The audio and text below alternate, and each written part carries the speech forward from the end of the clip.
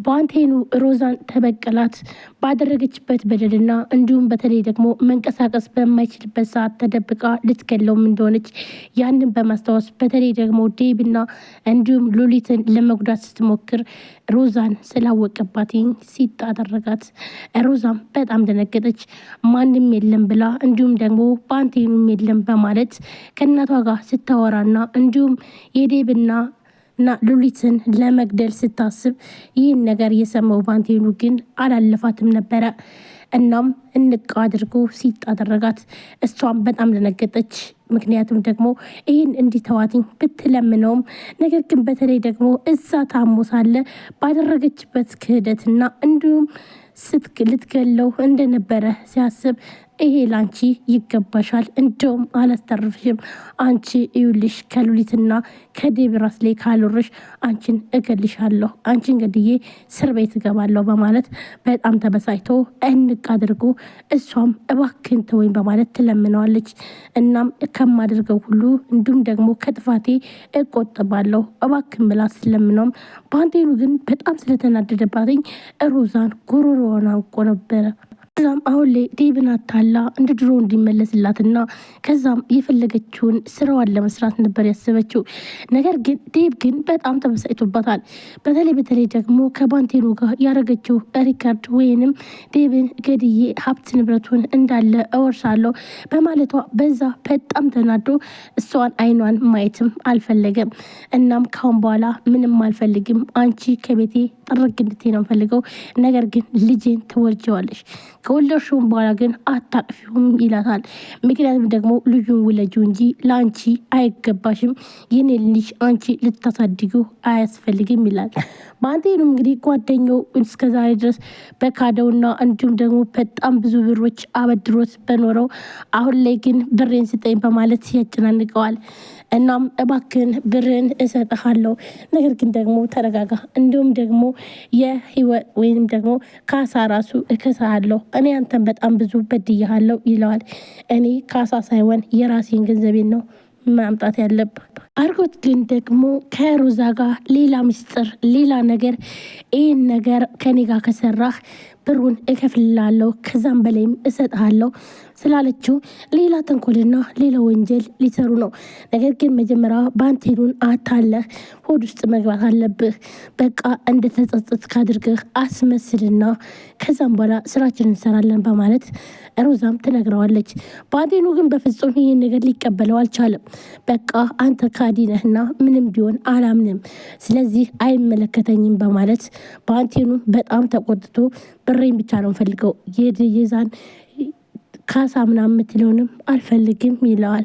ዴብን በጣም ተዘበራርቆበትና እንዲሁም በተለይ ደግሞ ከትንሽ ወራት በኋላ የልጅ አባት ለሆን ነው ብሎ በደስታ ቤቴ እኖራለሁ ሲል የነበረው ነገር ግን ሚስቱ ወይም ደግሞ ሚስቴ ናት ብሎ ይዟት የኖረው ቤት ውስጥ በጣም ካዲና አስመሳይ እንደሆነችና እንዲሁም ደግሞ በህይወቱ ላይ ሌላ ችግር አደጋ የምታመጣባት መሆኑን ሲያቅ በጣም ነበር የተሰማው።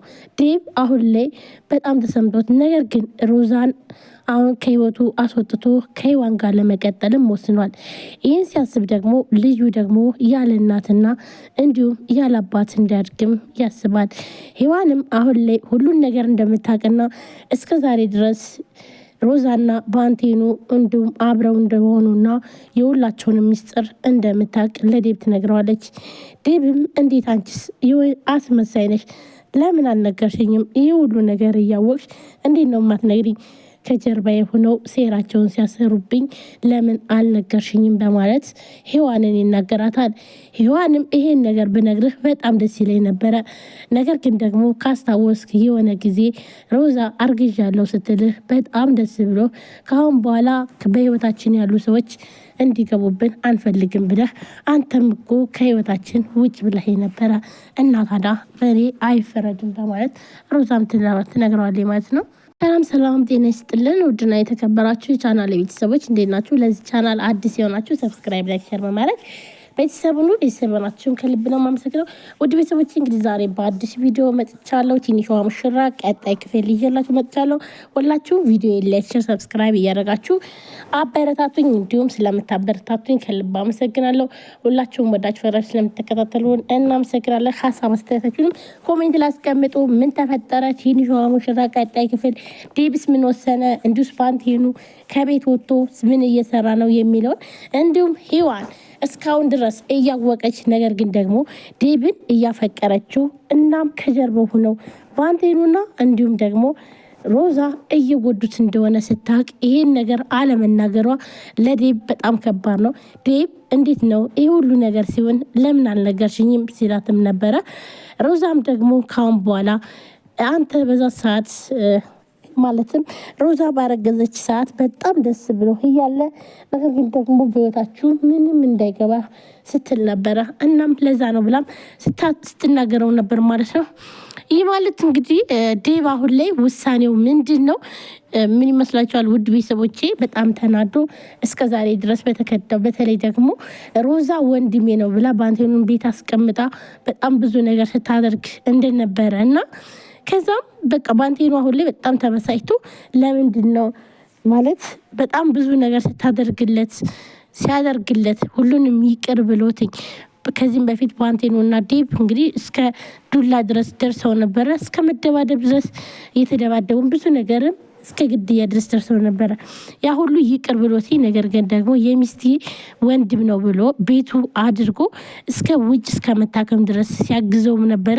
ነገር ግን በኋላ ላይ ግን በጣም ከባድና እንዲሁም ደግሞ አደጋ የሆነበት ምክንያት ባንቴኑ መጨረሻ ላይ ሁሉን ነገር ሚስጥሩን በመደበቁ እየተጸጸተ ያለና እንዲሁም ደግሞ ዴብ የዋህ ነው በጣም እኔ በጣም ብዙ ነገር በድየው ነገር ግን ደግሞ እንዴት እንደዚህ ቀጥላል ወይም ደግሞ ይኖራል እያለም ነበር ማለት ነው ሲናገር የነበረው ማለት ነው። ዴብም ግን ሁሉን ነገር ይቅር ብሎትኝ እና ባንቴኑ ታክሞ እንዲድንና እንዲሁም ደግሞ የራሱን ህይወት እንዲኖር ወይም ደግሞ ቤቱ እንዲኖር ነበረ።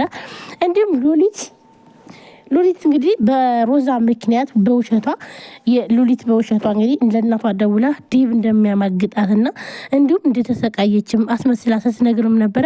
በዛም ተሰምቶትኝ በጣም ተናዱ ሉሊትን ከቤት አስወጧት ነበር። ሉሊትም ደግሞ ከወጣችን በኋላ በጣም ተሰምቶት ቆይ ግን ለምንድን ነው አስወጧትኝ? እናም ለምን ይቅርታ አላደርጉላትም ብሎ ለምን አላደረኩላትም ብሎም ሲያስብ ነበረ፣ ሲናደድም ነበር። ነገር ግን በስተመጨረሻ ሉሊት ተመልሳለች። እናም አሁን ላይ ባንቴኑ ይሄ ሁሉ ክደት ሲክድበት ግን አሁን ላይ ግን ባንቴኑ ለግድያ ነው ያሰበውን በተለይ ከሔዋን ጋር ያለውን ነገር ሔዋንና ባንቴኑ አሁን በጣም ተቀራርበው እናም ደግሞ ሔዋንን አሁን ዴብ ስለሚያፈቅራት ይሄን እሷን ደግሞ ልትወስድ ነው ወይ በማለት እንግዲህ በጣም ተበሳጭቶ በርቀት ሲያቸው ዴብም ከኪሱ ሽጉጥ ሲያወጣ ነበረ። ባንቴኑን ይገለዋል ወይንስ አይገለውም የሚለውን በቀጣይ ክፍል የምናየው ይሆናል። ውድ